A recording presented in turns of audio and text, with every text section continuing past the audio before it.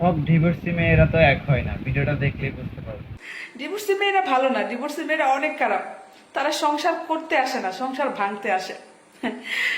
আরে ভাই, খারাপ তো হচ্ছে আমাদের মতো কিছু কিছু মানুষরা, যারা কিনা ওই ডিভোর্সি মেয়েদেরকে অবহেলা করি। কারণ একটা মেয়ে সাজানো গোছানো সংসার ফেলে এমনি এমনি চলে আসে না। একটা মেয়ে কখনো চায় না তার স্বামী সন্তান শ্বশুরবাড়ি ছেড়ে চলে আসতে।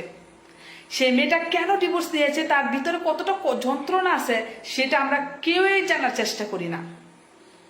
আমরা শুধু মানুষকে উপর দিয়ে বিচার করতে জানি, মানুষের উপর দিয়ে বিচার করে তাদেরকে যত রকম বাজে মন্তব্য আছে সেটা করতে পারি, কিন্তু মানুষের ভিতরে থাকার যে কষ্টটা, যে যন্ত্রণাটা, সেটা আমরা কখনোই বোঝার চেষ্টা করি না। একটা মেয়ে কি এমনি এমনি তার শ্বশুরবাড়ি থেকে চলে আসতে বাধ্য হয়?